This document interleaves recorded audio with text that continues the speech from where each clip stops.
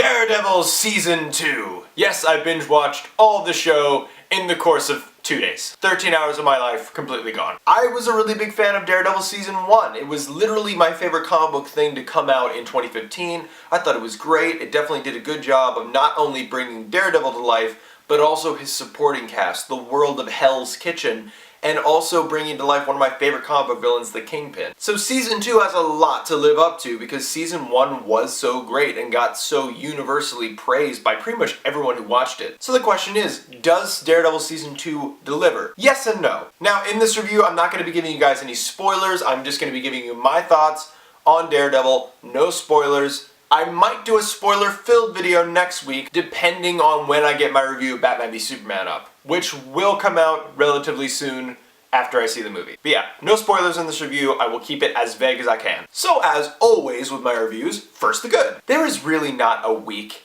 actor in this show. I mean, like, Charlie Cox's Daredevil is just great, not only because he brings the veracity of this character when he's in the Daredevil suit, but also that he brings the humanity of Matt Murdock to this character. Matt Murdock becomes a lot more complex in this season, and there's a lot of moral questions that he has to deal with, and how does he really go about being a hero when someone like the Punisher is introduced? So he did a really good job, just like he did in Season 1. He really is one of the strongest parts of the show. Also, his supporting cast, Foggy Nelson.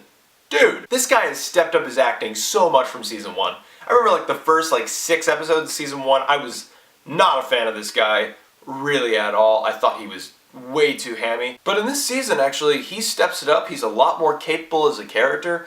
And on top of that, he has some of the best lines. There were some times where my jaw was just on the floor going Foggy, you're awesome. And also Karen Page as a character has been doing a lot more. Season 1, she was really good. At some points, she was the damsel in distress character, but her as a character I've always liked. And her in this season, she is doing things that matter. She is trying to get clues. She is really going out of her way to get information about Frank Castle, about various other things, and she is just really, really solid in this show. And let's get to the elephant in the room. Jon Bernthal as the Punisher. This guy is awesome. I have loved this guy ever since I saw him as Shane in The Walking Dead. I didn't see Shane, which was amazing because he's so iconic for his portrayal of that character, but every scene with him is like a guitar string that is just winding up, and you know it's gonna break, but you don't know when, and your shoulders are going into your ears, and you're like, please, end credits, just save me! So yeah, he was my favorite part of the season, honestly. I could totally see them doing a Punisher spin-off show, which they totally should do. And also, do I even have to say that the action was amazing? I mean, Daredevil Season 1, that hallway fight, if you thought that the hallway fight in Episode 2 of Daredevil Season 1 was awesome, they take that and they amplify it. I think in Episode 3 it is of this season. That hallway fight is nothing compared to this fight scene. Oh my gosh! But also in addition to the action, the dialogue has also been really stepped up. Really, my favorite scenes in this entire season were actually the interactions between Punisher and Daredevil. The cool thing is that they introduce moral questions like, should you kill? You know, is it the right thing to do? Are you just a vigilante? Are you a hero? What exactly is it to be a hero on a street level, and what do you have to do to maintain that status? The cool thing is that it doesn't really say that, yes, Punisher's way is right, or yes, Daredevil's way is clearly right.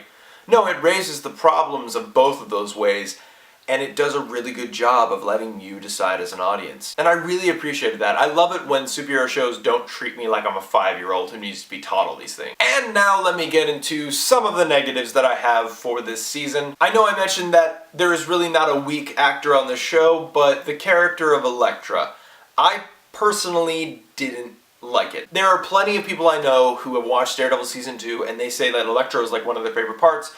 That's fine. Me personally, I just didn't like her because as soon as she's introduced to the show, once again, no spoilers, but certain things happen in the plot where I was like, alright, why are we focusing on this? It feels like Daredevil Season 2 and Season 3 mashed into one. I feel like you could have totally saved Elektra for Season 3 of Daredevil or introduced her towards the end. But as soon as she's introduced, the Frank Castle Punisher stuff starts taking a back seat, and I wanted to see more of that, have it focus on that. Kind of like how they did in Season 1 with Kingpin, where it was alright, here's our villain, here's our main objective, we will get to that objective and we will focus the entire season on that, which I really enjoyed. I know some people didn't, but that's just the way I would have preferred it to be handled in this season. So the question is, with everything that Daredevil Season 2 had to offer, the good and the bad, did I like it? Did I enjoy it? Yes, I did. I think I prefer Season 1 just a little bit more because the story was a little more contained and I feel like wasn't dependent on setting up future seasons. It left you on a hook where you could just watch Daredevil Season 1 and it was fine, but you wanted a Season 2 to happen. This season, I felt like they were rushing a few setup things. Like I said, the character of Elektra I didn't really care for that much. But other than that, it's a really solid season. It is a really great season. I really, really enjoyed this.